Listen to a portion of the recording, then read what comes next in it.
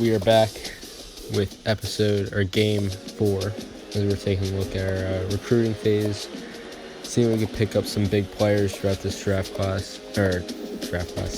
or the prospects, I'll just call them. I mean, we need to pick up some key additions and fill some spots that we have seniors leaving.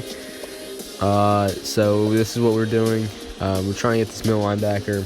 We need some secondary help as well as, I'd say, some O-line help. So that's what we've been focusing on, as well as possibly a new quarterback and maybe a star wide receiver.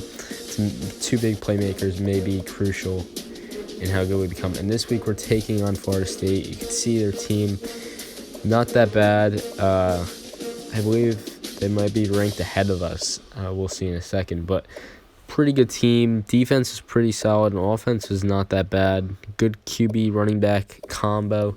So this shouldn't be that. Yeah, they're 20th. We're 25th. It's not going to be an easy game. The only positive I say going into this is that we have a fire went under our butts because we just lost to USC. If you haven't watched last episode, by the way. In addition, we're playing at home, which is another huge plus. But, by the way, this is a little laggy. I mentioned it in the USC video that was going to be not perfect. I believe I fixed it. I recorded the Army game, which is next week's game. I recorded that, and it didn't seem too bad with the lag, so at least when I test ran it. But this, I think, had something to do with the FPS. I fixed it. I think quality is still pretty good as well, so it shouldn't be that big of a factor. But yeah, so here we are. Big game, starting off early. Florida State, I mean, that's a big hit to start off. But yeah, later on this drive, they're driving in. Francois just felt the pressure and gets sacked there. Big time play. But here, he's also getting pressured, but he's going to fire a dime. Just kidding.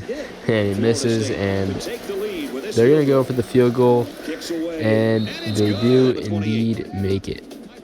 So it's 3-0 early on. Not the most ideal start, but it's better than giving up a touchdown. Here, a incomplete pass in our first drive, and I believe went 3 and out in that one. And we gave up the ball back to Florida State, and nothing you want to do. You give your opponent some confidence early on in the game. Here they get, after I think I counted 5 when I was editing. I believe that was 5 missed tackles, and a little short pass turns into a touchdown. All of a sudden, we're down 10-0 to Florida State on our home field. So here we get stopped. We were right there, and we decided, you know what, let's go for it. Happened the USC game. We went for it on a 4th and short, and it paid off.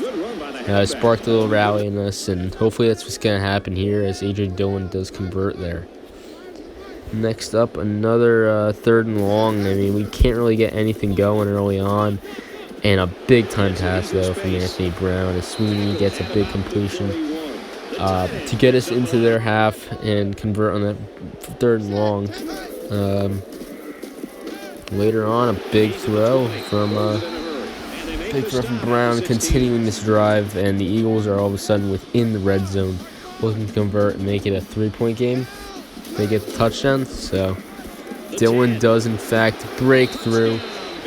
Breaks a couple tackles and pounds it in the end zone, and now it's all of a sudden a 10-7 game. Late towards the end of the second quarter, they're going for a screen, and we do, in fact, hold them up, and they're going to have to settle for a field goal. But, in fact, yeah, it does not end up going in. Shout out to the Bears, I believe, right? Cody Parkey, I don't even know who the kicker was who missed that one in the playoffs, right? So they do miss it, and we got going after that. We got a couple first downs, and all of a sudden we're driving and getting to the second quarter and trying to get a lead, possibly even going into the halftime. And here's a great throw by Anthony Brown, and that's a big pickup when it puts us within the 10-yard line. And yeah, A.J. Dillon does what he does best, pounds it in. And we take the lead, 14-10. Later on, though, at the end of the second quarter, they tried to get something going, but our defense was standing tall, as it has for a majority of this season. I mean, it hasn't been that bad, the defense, and last weekend wasn't a bad exception, so was Wake Forest, but this weekend, not too bad, almost a near pick there, as they were forced to throw it deep. We do actually get the ball back here, and I mean, I was thinking, let's just run it out, but you never know. I mean, Anthony Brown picks up a decent amount of yards there on the run, and all of a sudden down to 20 seconds, and still far out, but my idea was just to get into the field goal range. Hopefully that can happen. Don't throw an interception. There we didn't get that much on the run. Did take a timeout, stop the clock, but we're figuring with 9 seconds, let's get a quick little check down, and that's what we do. Gets out of bounds, and figure now, 4 seconds left, Hail Mary, not going to kick a field goal, and they don't have a prevent defense for some reason, and Anthony Brown finds one of the wide receivers who happens to be open there, and pound it in to go up 21-10 going in to the second half, third quarter. For most, this is why the clock's so low. This is, I believe, all in one drive. Anthony Brown's showing his versatility, getting downfield, picking up a decent amount of yards, but so low on the clock because we did run it down, true clock offense. Figure why not just waste as much time as when we're up by 11 to eat as much clock. We ran it for the most part. That's where Dylan got a decent amount of his yards, but ran it, killed as much clock as possible just to make sure that even if we don't score, it's going to be hard for them to score on 2 straight possessions. But yeah, we do end up pounding it in, but you saw in that prior cut that did not look good for A.J. Dillon. It looked like he was injured. We had to call in for the first time this year Travis Lee, our backup running back. So I was pretty fearful. I thought maybe it was because this little run there. I thought maybe it was because of he was maybe worn out, but I seriously was thinking that he got injured, and that could be a huge factor into the rest of the season. With a couple big games left against ranked opponents, in order for us to make it to the national championship, or even just make top 10 or any type of big bowl or ACC playoffs or championship, I think it just goes to. And here is Livy again, I believe. In order to have that, we have to win a couple big games, and we're going to need A.J. Dillon. So, yeah, we do end up pounding it in again with Levy, making it 35-16. And here we're at the pretty much the end of the game. We do get the ball back, and I figure, you know what? Let's just run it up on them.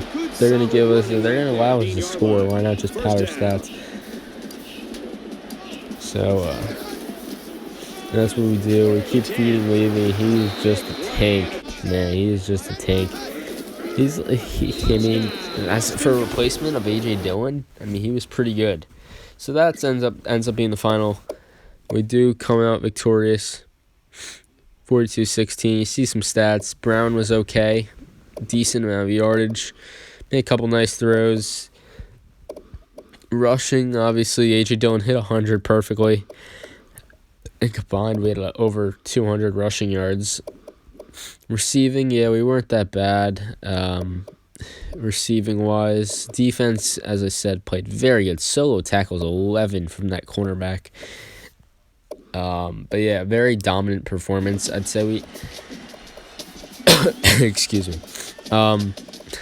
One of the things is, you see, we're 20th in the country now. That's huge, and A.J. Dillon's leading on Heisman watch.